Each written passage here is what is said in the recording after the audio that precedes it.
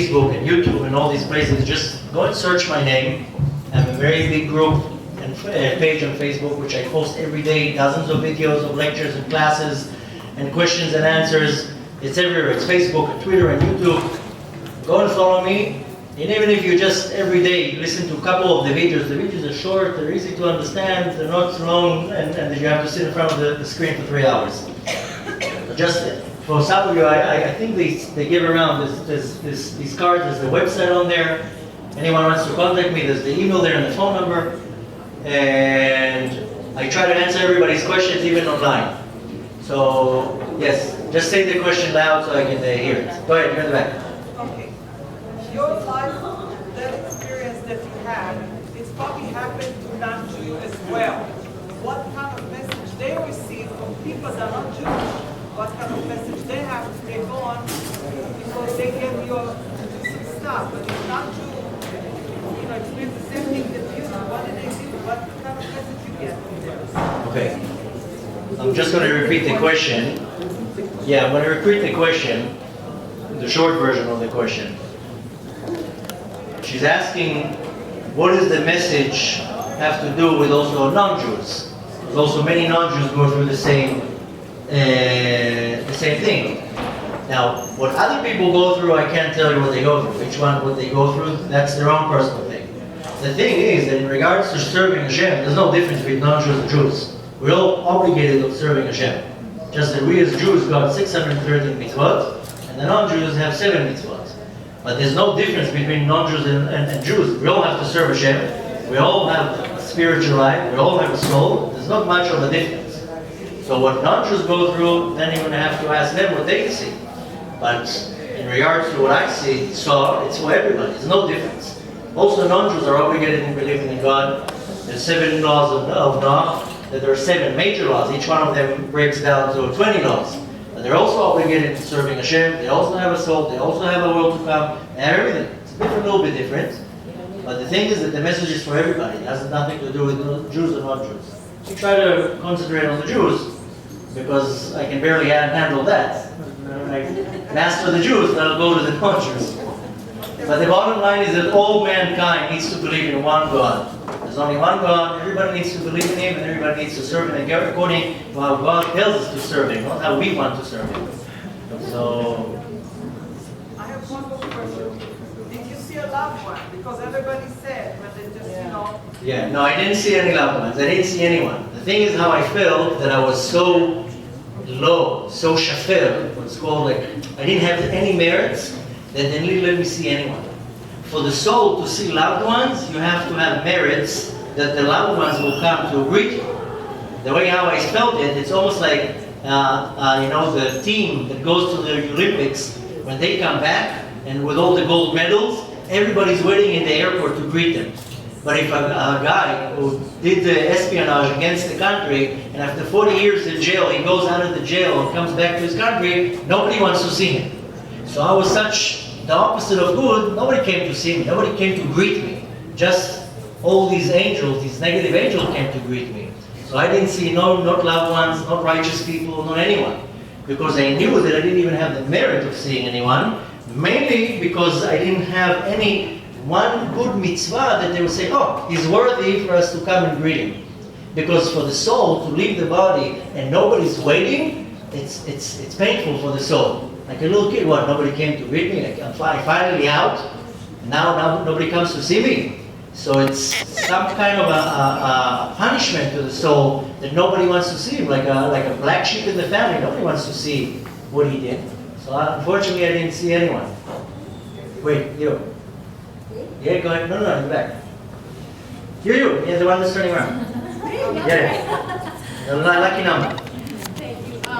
Thank you for sharing. You mentioned that you saw the 6,000 years, and I want to focus on the Messianic, the Mashiach. What did you see? There's no words to describe it. But did you see Mashiach? I saw the Mashiach era. Not who's the Mashiach, not how it's going to come. I saw how there's 2 options how the redemption can be. The one option how it can be what's called bechesed v'berachamim, with kindness and mercy. with the merits of the entire world doing positive, and I saw how it can come, like I saw the two sides of the book, how it can come if chas v'shalom the world is not worthy, and it will come not with mercy and nice. How it's going to look, I don't know how to describe it. This is where words cannot describe it. I remember more or less. I remember scenes. Most of the stuff that I also saw forward, I was sworn that I'm not allowed to say. But even if I would try to put it in words, there's no words. One thing that I remember very clearly is seeing this beautiful, beautiful million-color rainbow. Millions of colors. And the rainbow was just signifying something, but the end was just this beautiful thing that words cannot understand, because our mind is so limited that even if I would somehow find the words to explain it, it would not translate even how it's going to be. So unfortunately, I don't have the description and especially not the date. I definitely saw how right now the world is literally at the end. For us, maybe looks like a long time, but it looked, how I saw it, like it's any second. And it's like this huge ball tilting on a needle, and all you need is one good deed. That one special good deed from one person to tilt the whole ball to the, what's called kaf zchut, to have the merit, and then the redemption will happen. And unfortunately, the world, at this point, the evil is overpowering the good, and the good is like constantly refining. That's kind of how I saw it. Dates, numbers, all that I didn't see. And how I saw it, there's really no words to describe it. All I can tell you how I saw it, that it's very close, and it depends only on us. Only on every person. If every person will internalize that it's dependent on him, and if I'll be good today, and I'll do everything good, maybe I'm the one who will tilt the entire world to kaf zchut, to have the merit for the Messiah to come. So Bezrat Hashem, each one of us have to take into consideration that I'm one out of billions, but I'm one important piece out of billions, and my deeds make a huge difference. So if I'm coming now to do something bad, I need to think twice, wait a minute, maybe I'm the one that will, if I decide not to do this bad, and rather do this good right now, maybe I'm the one that's going to change it. Bezrat Hashem. Wait, one in the back with the white. Yeah, thank you for the lecture. I just wanted to know what happened with the girl. If you can give us a few examples of what you saw in her past. Okay, the girl, I don't know, I left her. A few years ago, I spoke in some university in New York, and somebody asked me, what's with the girl? So the rabbi answered for me, and he says, Chassids don't stay in touch with their ex-girlfriends. So we broke up after that, and then I never saw her. How did it should have affected her, your story? I looked for her a couple years ago, and I did a long search, especially with all the social media, and I couldn't find her, and I was like, okay, must be that I'm not supposed to find her. So I didn't pursue it. Things about her life, there's not really much of a, it doesn't really matter. The most thing that I most remember and felt, it's very personal to her, but you don't know her, so it doesn't really matter, but she was abused when she was a little girl. And I remember the whole thing, seeing it and feeling it, and the person and the praise and everything, and I knew all the details. But I was mostly, it's like I felt this pain that she felt. Not only that I saw where it was, and the person, and I knew the name and everything, it's like I felt the inner feeling that she had. So that's, and many other things. Every little thing in her life where she lived, it doesn't really, not so important. Yes? Didn't your experience have an effect, being faced with such suffering or a different choice, doesn't that have an effect on your free will and your bechira to actually choose? That's part one. And part two is what changed in the yeshiva. What changed in yeshiva? Yeah. As you said before, you were picking, not putting out your cigarettes, and you came out religious. So. Okay. So the first question is asking if it affected my free will. So the answer is it didn't, because I'm still a soul in a body, and when the soul is in the body, it doesn't matter who the soul is. He has a partner, he has a body to deal with, he has a yetzer hara, he has a evil inclination, he has a what's called a nefesh be'emit, animal soul. It doesn't matter who the soul is. Once it's in the body, if the person is not a tzaddik, he still has his free will and his lusts and inclinations and his thoughts. I maybe have a little advantage, but other than that, if you want, I'll trade you my Yetzer Hara, I'll give it to you, whatever you want, I'll give you my Yetzer Hara. I fed him for 28 years. He's a commando Yetzer Hara. So I'll give him away to anyone whenever they want. So the Gemara says, the more you climb up in holiness, your other side climbs up with you. Because it wouldn't be fair that you're this high in your level of holiness, and here stands a little Yetzer Hara. So he grows with you. So until I'll reach the level of tzaddik, which can be never, then I still have my Yetzer Hara, I have my free will. You asked about free will. A lot of people don't really understand the concept of free will. Free will is not that when you wake up in the morning, if you're going to wear a black shirt or a white shirt. That's not your free will.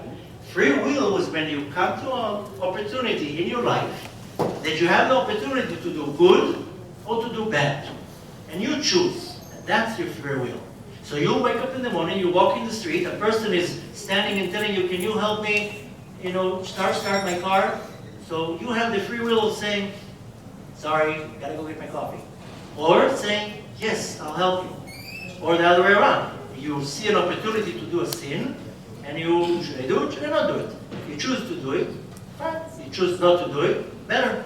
So the free will is only the opportunity when you come to a crossroad. Should I do good, should I do bad? Now the Torah says, Bachar tov, bachar b'chaim. You chose good, you chose life. You chose bad. So a lot of people think, my brother-in-law became religious too. And he's a comedian, he's a very funny guy. And he couldn't figure out this whole free will. And he came and told me, maybe you can explain to me this whole free will. You want to tell me that God knows everything that I'm about to do? So I told him, yeah. So he stood in front of the mirror. And he's looking at the mirror and he tells me, I'm looking and he tells me, Hashem, do you know that I'm about to do this? Did you know that I'm about to do this? So it's funny, but I told him, your free will, Hashem knows what you're going to do. The free will is not what you're going to wear, where you're going to go, which car you're going to buy. That's, little steps. The main free will is when you have the opportunity to do a mitzvah, if you'll do it or not. If you have the opportunity to do a sin, if you'll refrain yourself or not. So I still have a big Yetzer Hara. Like I told you, I'll give it to you whenever you want. And I'm in a body, and the body covers the soul, and there's partners. So I lived in my body for 28 years. Imagine you have a tenant that lives in your basement for 28 years for free. Free food, free utilities, no rent. One day you come and tell him, time to go out. I have a better deal. He tells you, you can't throw me out. I've been living in your basement for 28 years. So when you become religious, you come to Yetzer Hara and you tell him, Habibi, time to go. He's like, no, wait. I have part ownership here. So, Hashem, I'm still working on it. Now, when you ask the second question, what happened in yeshiva? In the beginning, I knew I had to become religious. That was just obvious to me. But in my normal mind, I'm 28 years old. And I'm like, okay, I'll give up the easy things. Putting fill in 5 minutes in the morning, that's easy. Doing kiddush once a week, that's easy. Washing my hands, no big deal. But what, I'm not going to go to movies anymore? I'm not going to go out with girls anymore? I'm not going to do this anymore? I'm not going to do that anymore? It was too much. I was like, no. I was afraid that once I move here to the black suit, that's it. I'm one of them.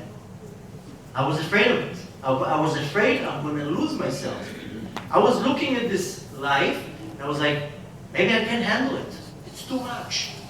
So it took me a year and a half to soften my partner. Besides, for 28 years, I built all these clip1, all this negative shell that surrounds the neshama. It took me a long time to break it.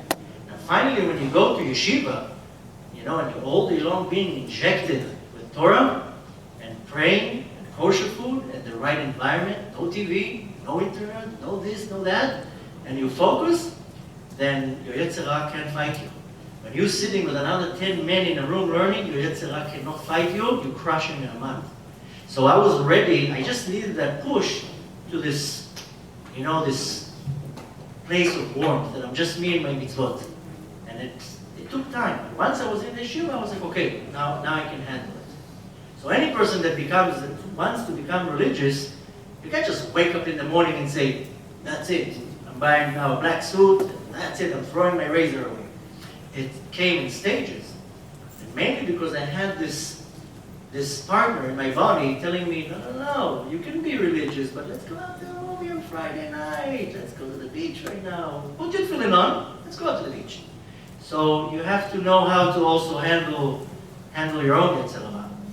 But the trick is to anyone who wants to get a little bit closer, if you do it in small dips, it's like going into a boiling hot bath, putting in your food, then walking out. It's not going to work. Sometimes you have to jump in.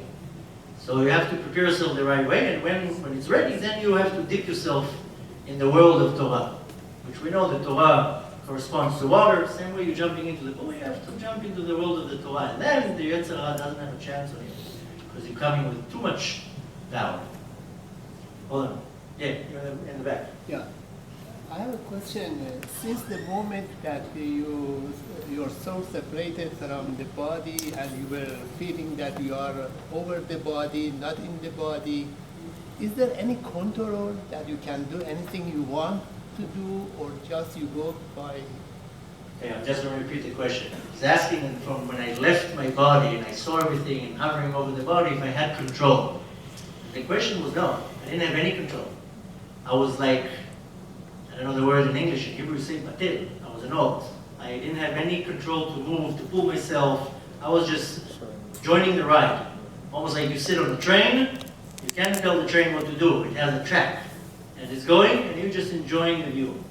So I was just enjoying the view. I didn't have an option of choosing where to go or what to see. Even what I saw, it just was revealed. It wasn't that I was like, oh, she looks like a nice person, let me dive into her.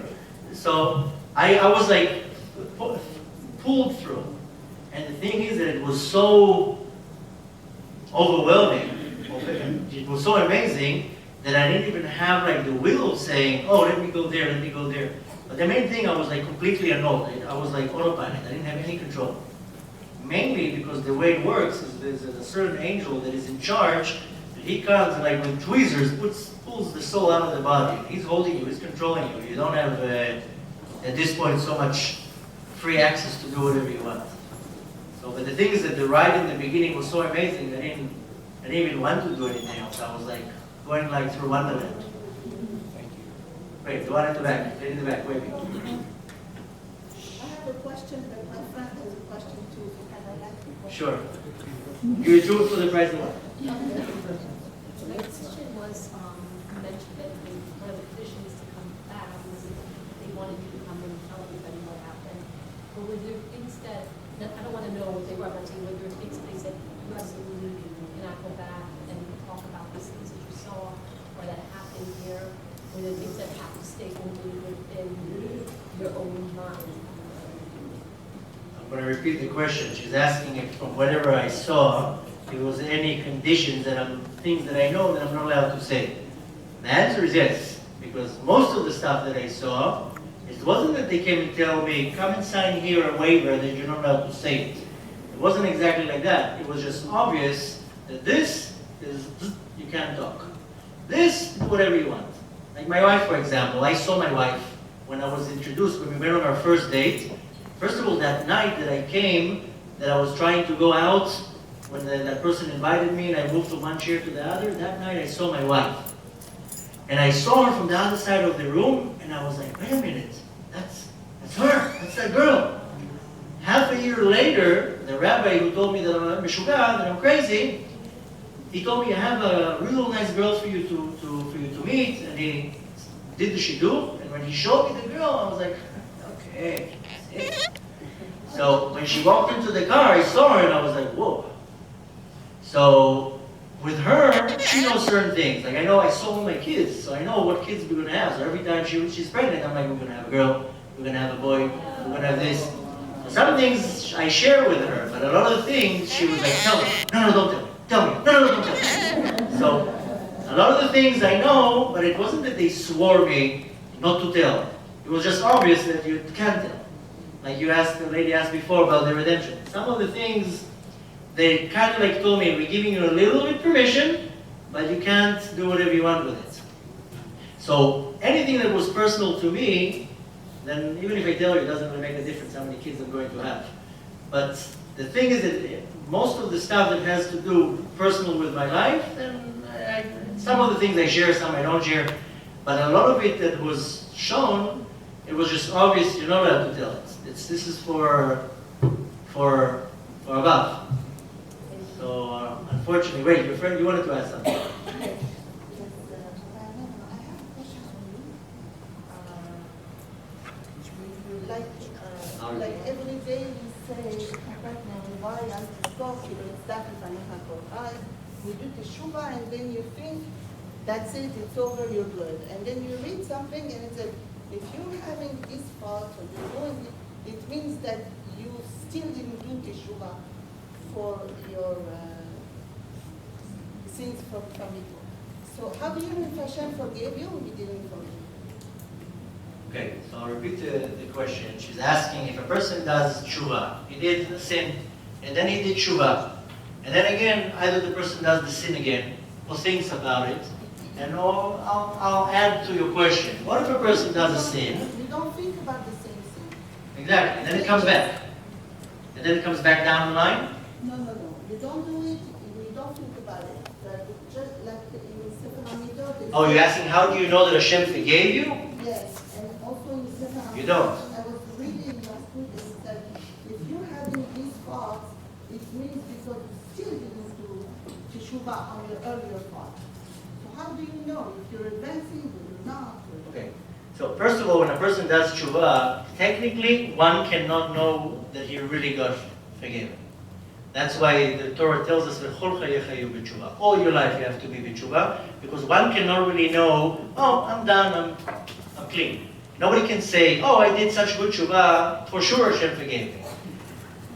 We know from many different sources that if a person does tshuva, depending what his sins are, then Yom Kippur will erase most of the sins. Yom Kippur will not erase sins that are between Adam v'chavero, between one person to the other. And Yom Kippur will not erase severe sins that fall under the category of karet. Now, but we know that if a person was forgiven, then he will go through what's called yisurim, suffering. Because the yisurim, they wash the soul. So if you have now a suit with a stain, and you want to take the stain off, you take it to the dry cleaner, and they steam the stain out. So if the jacket had how to scream, the jacket would scream of pain. So if a person, Chas v'Shalom, did a sin, he blemished his soul. He put this stain on the soul. So if Hashem forgave him, the person will go through some type of yisurim, suffering. So if a person does tshuva and he's going through a lot of yisurim, he can say 99.9, my tshuva was accepted, because if nothing happens, you're in bad place. Some people, you look at them and you're like, look at this guy. All day long he's sinning, and look, tons of money, millionaire, successful, kids, everything he has. And you're like, he's a completely wicked person, he doesn't know anything. Yeah, because you know what? Because at this point, maybe that person is so ignored by the heavenly court that they're letting him, take your money, take your fame, take everything. When you come up there, you're going to get nothing. So when a person does tshuva, first thing that the reaction is that he's going through some type of suffering. It can be anything. It can come in money, it can come in health, it can come in many different ways.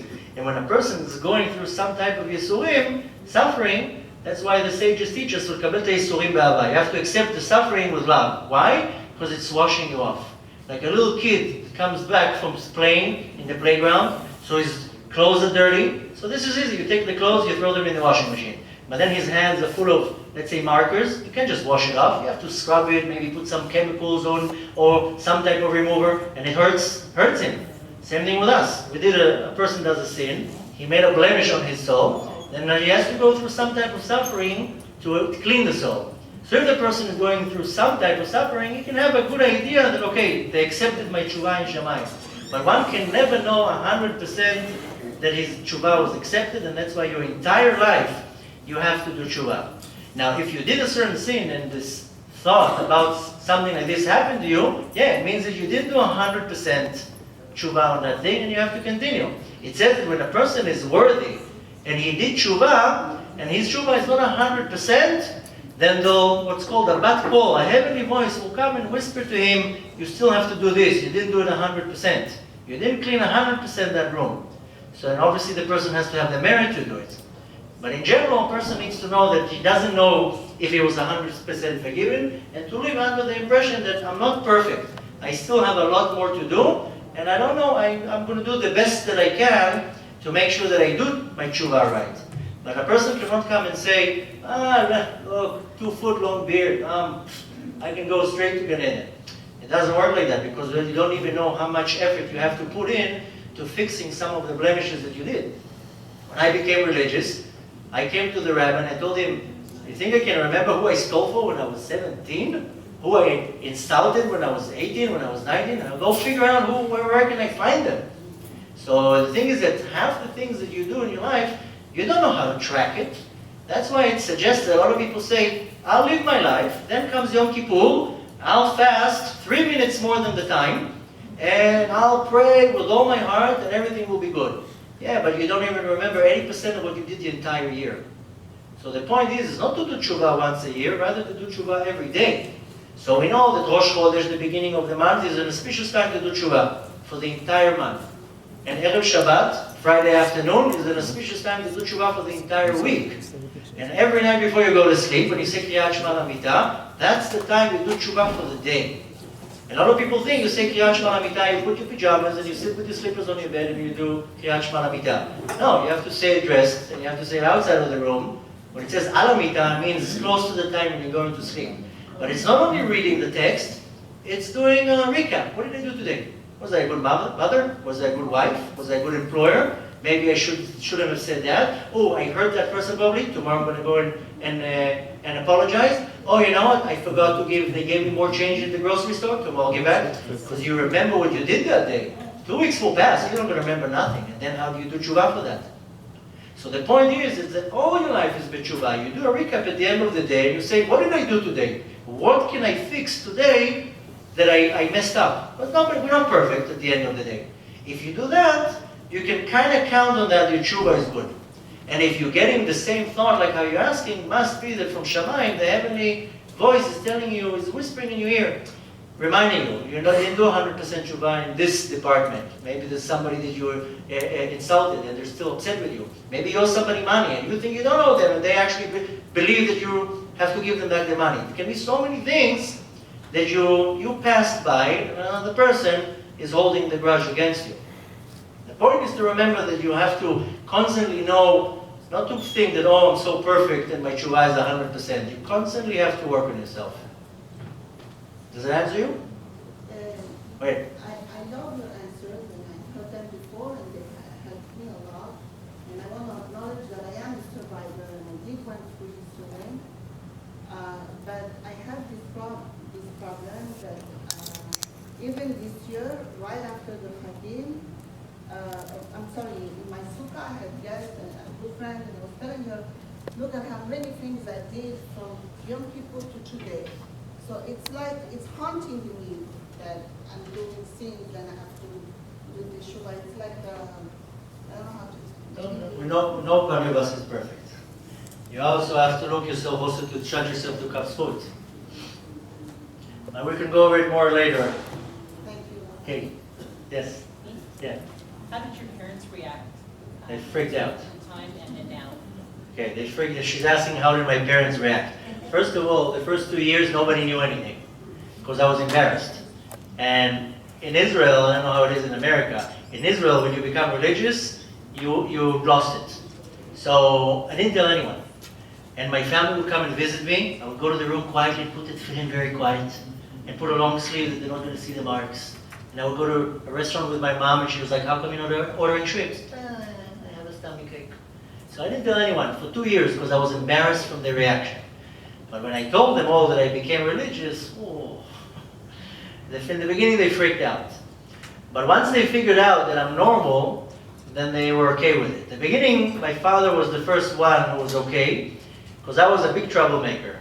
And he says, if this is going to make a mensch out of you, I'll accept it. So how many nights he had got a phone call from the police to come and pick me up. So he's like, maybe this will make a mensch out of you. So my father was very happy. My mom, heard all sorts of horror stories that people who become religious, they don't come to their home, and the grandparents are muktzeh, and she's never going to see me, and all these horror stories. I told her, no, everything will be fine. So I took a couple visits. They saw I'm the same person, same sense of humor, long beard, and a little bit more refined. So now it's completely different. Now they're, Baruch Hashem, completely changed. But in the beginning, it was like a shock to everybody. My sister was like, is this forever? Is this permanent? So I was like, yeah, kind of. So Baruch Hashem, they slowly saw that it's not going, didn't go to the negative direction. Why? Rather, it's the same guy, a little bit hairy, but same guy, much more refined. But you told them the story? Of course. Of course. You're getting a phone call, I think. Yes. Question. So, is there any correlation between being in the cab and having your soul all over the world, and then, let's say, perhaps being in the hospital, in the ICU, and being pulled through the tunnel, and having the hand pull you down from your soul, pulling your soul down and through the tunnel, through the funnel? But what do you mean correlation? Well, I mean, Time-wise? yeah, time-wise, I mean, That I don't the know. cab is taking you to the hospital. That I don't know. I don't know. Unfortunately, I don't have an answer. Okay. Thank you, though. I wasn't If you ask me how long it took, No, not so much how long it took, but that I don't know. while your soul was up. Till the point of the building, I know exactly to what street it was. I remember the path of the car. Once I was like grabbed, then I lost track of this world. So I don't know more or less. I'm wondering, is when you were being grabbed is when you were perhaps in the ICU and they were, Could be. could be, okay. I know for a fact that when I jumped out of my body, how I call it, is when the soul left the body. That's probably when the death was. But how you're saying the correlation, I don't know. Was it painful? Excuse me? Was it painful for the soul to leave the In the body? beginning, no. In the later stage, it was very painful. Yes. My case, What happened? Did you have a heart attack? What happened? Yeah, I had cardiac arrest. A result of Yeah. what you smoked? I had blood poisoning, which caused my heart to stop. I had cardiac arrest. It was a result of what you smoked. Yeah. And then what happened after that? You remained in the hospital? Yeah. The physical thing what happened was cardiac arrest. My blood was poisoned. I had blood poisoning. Wait, she's waiting patiently. Yeah. I have two questions. Only two? I didn't listen. Based on what you saw, do you believe all the Jews have to live religious life? And my second question is, what you said when you came back, at the beginning you didn't remember anything. I was wondering what caused you to remember everything and how long it took you. Okay. So for the first question, is asking if I think all Jews need to live religious. So the answer is yes. Not only Jews, the entire world have to follow the commandments of God. But if we're concentrating on the Jews, yeah, there's no discounts. Nobody can say, oh, I'm from LA, I don't need to. All Jews need to be religious. How religious you are, that's your choice. How particular you are, how what's called machmir you are, how much mitzvot you take on yourself, that's your choice. That's the investment when I say how close you're going to sit to the king.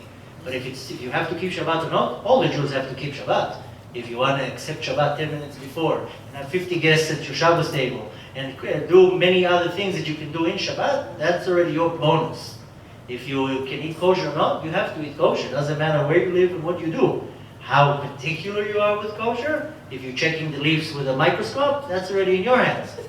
But the thing is that, yes, all Jews have to be religious. I'm sorry I'm not giving you a discount tonight. As regards to why it took me 2 weeks to remember, I don't know. Why I don't remember, I Your have no vessel idea. was empty. Excuse me? Your vessel was empty Could of be. mitzvah. Could be. What caused it? What caused it? Yeah, before yeshiva, you remember, after? Oh, yeshiva came 2 years later. 2 weeks from after what happened, could be 13 days, I don't remember on the day. But it took about 2 weeks to remember. Why it took 2 weeks? I have no idea. It's just one night. The whole 2 weeks I was physically also sick. I was very weak, I was physically very, very weak, and I couldn't sleep. I would sleep, wake up, I barely was able to fall asleep. One night, I don't know why, then I just woke up. Unfortunately, I don't have the answer why. The third question.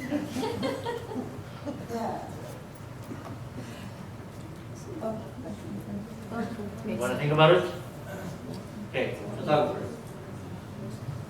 How do you suppose our thoughts become observed and recorded? How what? How do you suppose our thoughts become observed and recorded? Our thoughts, not just our behavior, that's visible.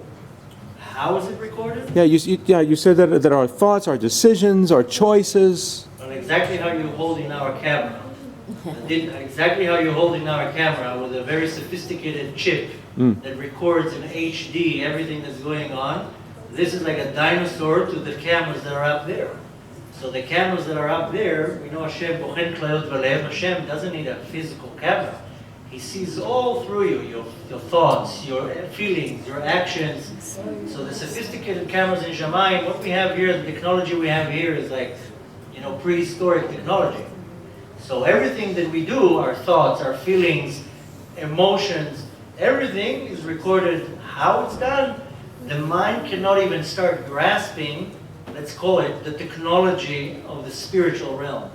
Because if you would have to somehow compare it, the technology, I'm calling it technology, that the spiritual realm has, it's like 1,000,000 light years away from what we have here. We get excited and we move our hand on a phone, and wow, look at the invention of the century. So what we have here now, you asked before about the redemption. I saw how the technology will be then, and how what we have now looks like a prehistoric technology. What we see in the futuristic movies, 10 years ago, if somebody would tell you that you would be able to sit in front of a camera and somebody on the other side of the world will see you, it would be like, what? Can't be. I remember I used to love Seinfeld, for the ones of you who know Seinfeld. There's an episode that he's talking about the internet. And he's like, what? That doesn't make sense. So, our technology right now, I text my mom. She's in Israel, I'm here. I write letters on my phone. Instantly, the letters show up on the other side of the world. And we think, wow, we're so advanced. That the most lame angel looks down to this world and laughs at us. We look to us, excuse my expression, how I look down, it looked like everybody here are retarded. It looked like we're like walking in the dark. So excuse my expression. But when I looked down, this world looked like a prehistoric, weird thing. So how it's recorded, that I can't give you the secrets. When I actually saw how everything was built, and I told you that I'm like, was this genius, I kind of